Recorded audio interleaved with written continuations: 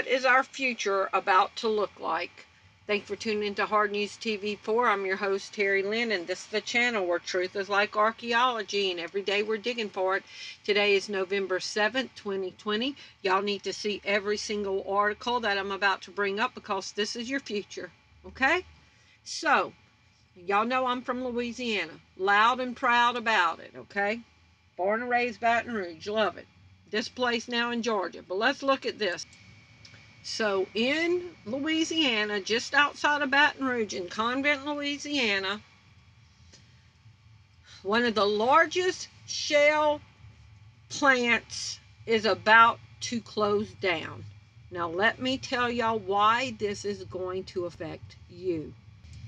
Now this is a local article we're going to come back and look at. This is a local article out of Louisiana.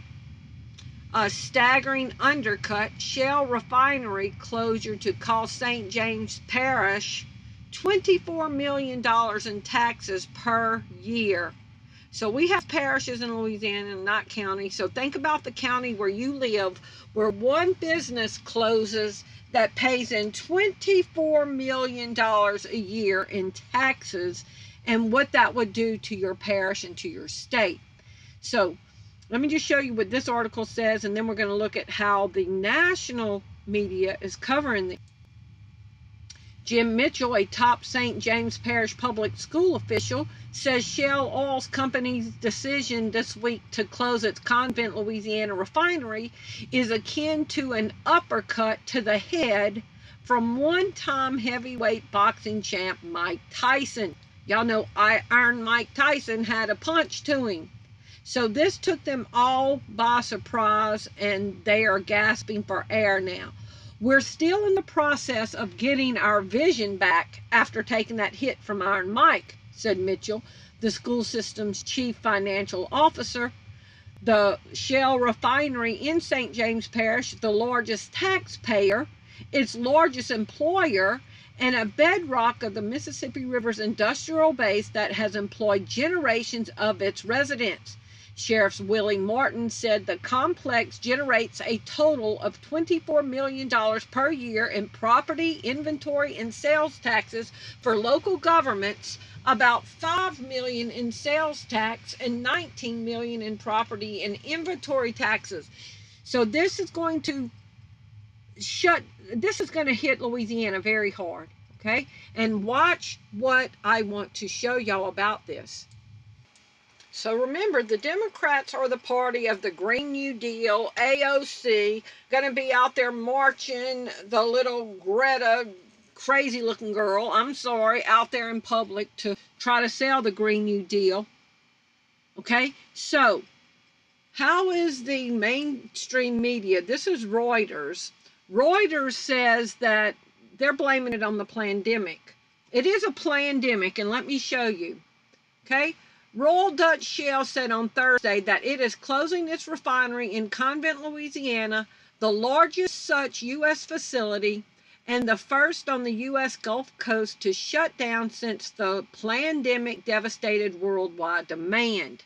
Now, let me show you how the local media is reporting this. Shell says the move is part of a larger plan to reduce the number of its refineries. That means more is coming as it transitions to a low-carbon future. It's going to affect 700 workers and 400 contract workers. It's been in business since 1967, and it produces nearly 240,000 barrels of crude oil daily, producing unleaded gasoline and other petroleum products. The plant is located on 4,400 acres. Okay, so it produces almost 250,000 barrels daily of unleaded gasoline. What do y'all think is going to happen? Gas is going to be going up, all right? So, y'all remember, the president-elect, this is out of Canada, Biden said he would transition America away from the oil industry to renewable energy over time.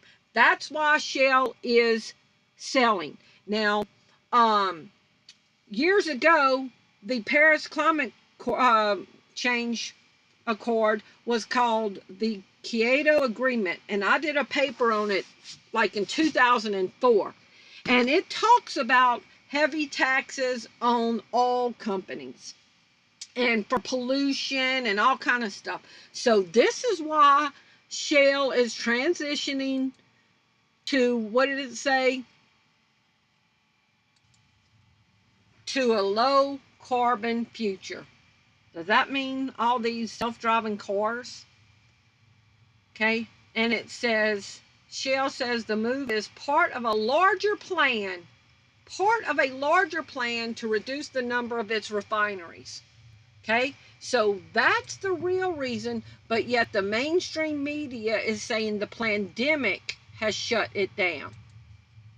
Now type in Biden to shut down oil industry. Yes, Joe Biden really wants to end oil and gas. How politically damaging were Joe Biden's comments about oil? Okay, so y'all remember this. How Venezuela struck it poor. The tragic and totally avoidable self-destruction of one of the world's richest oil economies. Now, when you go down here, Venezuela was considered rich in the early 1960s. It produced more than 10% of the world's crude and had a per capita GDP many times bigger than that of its neighbors Brazil and Colombia, and not far behind the United States. Okay? So, what happened to Venezuela, who has some of the largest world's oil reserves? What happened to them since they're not producing oil anymore? So this is from October 1st, 2020, from the Wall Street Journal. Venezuela's food chain is breaking and many go hungry. A report found 13% of children under 5 are stunted. Oil-rich nation is on the edge of irreversible catastrophe. That's our future. Venezuela, Forbes says, starving people are eating zoo animals. Okay. Then Venezuela is eating stray animals. They're starving to death, and they're on an irreversible course to never come back. And this is where we are heading. Biden says we're transitioning away from the oil industry. Reuters tries to say that the pandemic devastated the worldwide demand. No, this is a globalist reset. They are destroying all the world economies so that they can bring in their digital one world currency. Louisiana is upset by the punch that they just took in the face on what's going to happen to their economy, as the big plan now is for shale to transition. The Kyoto Agreement became the Kyoto Protocol and is an international treaty which extends 1992 United Nations Framework Convention on Climate Change that commits state parties to reduce the greenhouse emissions based on the scientific consensus. Now, under this agreement,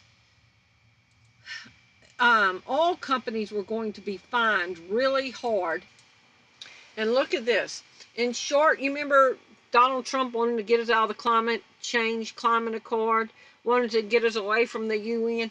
In short, the Kyoto Protocol operationalizes the UN's Framework Convention on Climate Change by committing industrialized countries and economies in transition to limit and reduce greenhouse gases emissions in accordance with the agreed individual targets. So Shell knows what's coming. Shell knows about the taxes that are about to hit them. So they're dumping their companies now before the tax hits them.